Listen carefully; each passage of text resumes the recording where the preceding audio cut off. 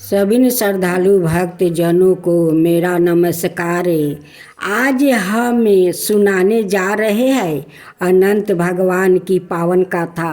यह व्रत और कथा भाद्रपद शुक्ल पक्ष चतुर्थी के दिन बड़े ही उत्साह और श्रद्धा से की जाती है। इस दिन भक्तन भगवान विष्णु के अनंत स्वरूप की आराधना करते हैं और अपने दाहिने हाथ में अनंत सूत्र बांधकर संकल्प लेते हैं कि वो धर्म सत्य और भक्ति के मार्ग पर चलेगा। कहते हैं कि इस व्रत को करने से जीवन में आने वाले हर संकट का निवारण होता है और घर परिवार में सुख शांति ऐश्वर्य और सौभाग्य का वास होता है। तो आइए हम सब मिलकर अनंत भगवान की कथा का श्रवण करें। आज आप सुने अनंत चतुर्थी व्रत कथा। एक बार महाराज युधिष्ठिर ने राज सूर्या यज्ञ किया। उस समय यज्ञ मंडप का निर्माण सुंदर तो था ही अद्भुत भी था। वो यज्ञ मंडप इतना मनोरम था कि जल और थल की विभिन्नता प्रतीत ही नहीं होती थी। जल में स्थल और स्थल में जल की भांति प्रतीत होती थी। बहुत सावधानी करने पर भी बहुत से व्याकृत उस अद्भुत मंडप में धोखा खा चुके थे। एक बार कहीं से टहलते टहलते दुर्योधन भी उस यज्ञ मंडप में आ गया और एक तालाब को स्थल समझे उसमें गिर गया। द्रौपदी ने यह देखकर अंधों की संतान अंधी कहकर उनका मजाक किया। उससे दुर्योधन चिढ़ गया। यह बात उसके हृदय में बाण समान लगी।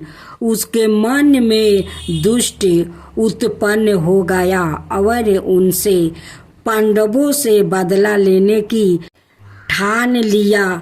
उसके मस्तिष्क में उस अपमान का बदला लेने के लिए विचार उपजने लगे। उसने बदला लेने के लिए पांडवों को धूत कीड़ा में हार कर उस अपमान का बदला लेने की सोची। उसने पांडवों को जुए में पराजित कर दिया। पराजित होने पर प्रतिज्ञा अनुसार पांडवों को 12 वर्ष के लिए वनवास भोगना पड़ा। वन में रहते हुए पांडवों अनेक कष्ट सहते रहे। एक दिन भगवान कृष्णा जब मिलने आए तब युधिष्ठिर ने उनसे अपना दुख कहा और दुख दूर करने का उपाय पूछा। तब श्री कृष्णा ने कहा, हे युधिष्ठिर, तुम विधि पूर्वक अनंत भगवान का व्रत करो। इससे तुम्हारा सारा संकट दूर हो जाएगा और तुम्हारा खोए राज्य पुनः प्राप्ति हो जाएगा। इस संदर्भ में श्री कृष्णा ने उन्हें एक कथा सुनाई। प्राचीन काल में सुमंत नाम का एक नेक तपस्वी ब्राह्मण था। उसकी पत्नी का नाम शिक्षा था। उसकी एक परम सुंदरी धर्म परायण और जयोति मारिया कन्या थी जिसका नाम सुशीला था। सुशीला जब बड़ी हुई तो उसकी माता दीक्षा की मृत्यु हो गई। पत्नी के मरने के बाद सुमिंत ने काकरसा नाम का स्त्री से दूसरा विवाह कर लिया। सुशीला का विवाह ब्राह्मण सुमंत ने कोडियन ऋषि के साथ कर दिया। विदाई में कुछ देने की बात पर काकरसा ने दामाद को कुछ ईंट और पत्थरों के टुकड़े बांध कर दे दिया। कोडियन ऋषि दुखी हो अपनी पत्नी को लेकर अपने आश्रम की ओर चल दिया, परंतु रास्ते में ही रात हो गई। वो नदी तट पर संध्या करने लगा। सुशीला ने देखा वहाँ पर बहुत सी स्त्रियाँ सुंदर वस्तु धारण कर किसी देवता की पूजा कर रही थी। सुशीला के पूछने पर उन्होंने विधि पूर्वक अनंत व्रत की महत्ता बताई।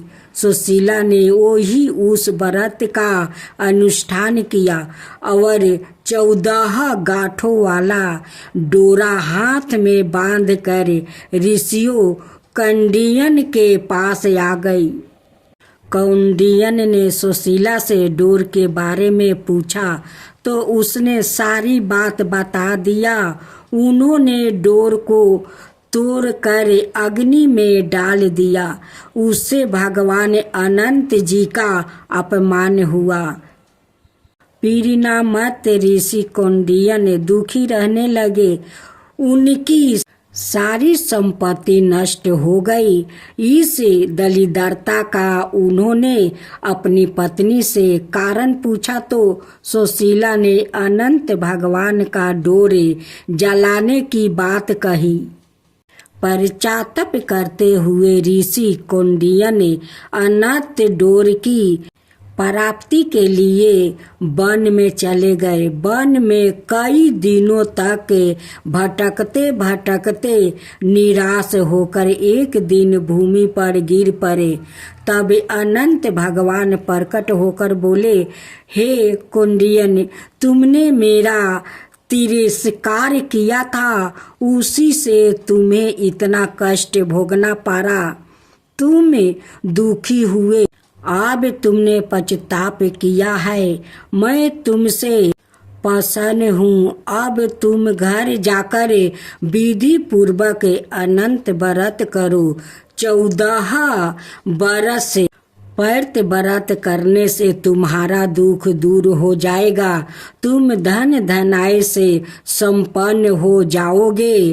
कौंडिन्य ने वैसा ही किया और उन्होंने सारे कैलेश से मुक्ति मिल गया। श्री कृष्णा की आज्ञा से युधिष्ठिर ने भी अनंत भगवान का व्रत किया, जिसके प्रभाव से पांडवों महाभारत के युद्ध में विजयी हुआ और चिरकाल तक राज्य करते रहे।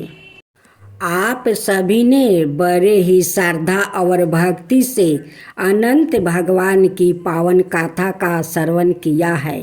यह गाथा हमें सिखाती है कि अनंत भगवान की कृपा से जीवन के सारे कष्ट दूर हो जाते हैं और सुख समृद्धि शांति और सौभाग्य की प्राप्ति होती है। जो भक्त इस व्रत को निष्ठा और सच्चे मन से करता है, उसके जीवन में उन्नति बनी रहती है। आइए अंत में सब मिलकर प्रार्थना करें।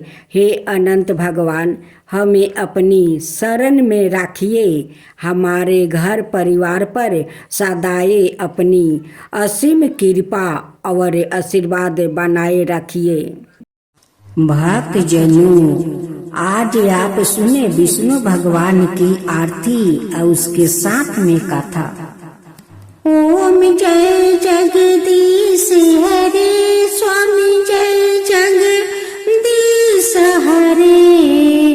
भक्तों जन के संकट क्षण में दूर करे।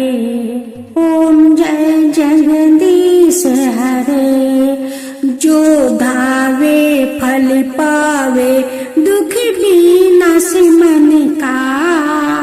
सुख संपत्ति घर आवे, कष्ट मिटे तन का। ओम जय जगदीश हरे। माता पिता तुम मेरे, शरण कहूँ मैं किसकी, तुम बिना और न दूजा, आस करूँ किसकी। ओम जय जगदीश हरे। तुम पुराण परिमतिमा, तुम अंतर्यामी, पारि ब्रह्म परमेश्वर, तुम सबके स्वामी। ओम जय जगदीश हरे। तुम करुणा के सागर, तुम पालन करता, मैं सेवक तुम स्वामी, कृपा करो भक्तो। ओम जय जगदीश हरे।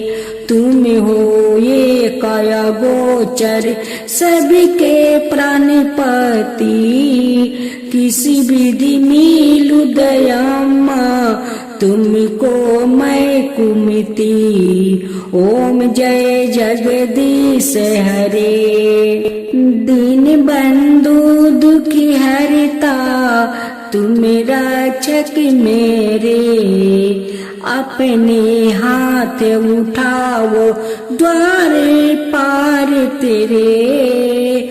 ओम जय जगदीश हरे। विषय विकार मिटाओ, पाप हरो देवा, श्रद्धा भक्ति बढ़ाओ, संतन की सेवा। ओम जय जगदीश हरे। श्री जगदीश जी की आरती जो कोई नरि गावे, कहत शिवानंद स्वामी, सुख संपत्ति पावे।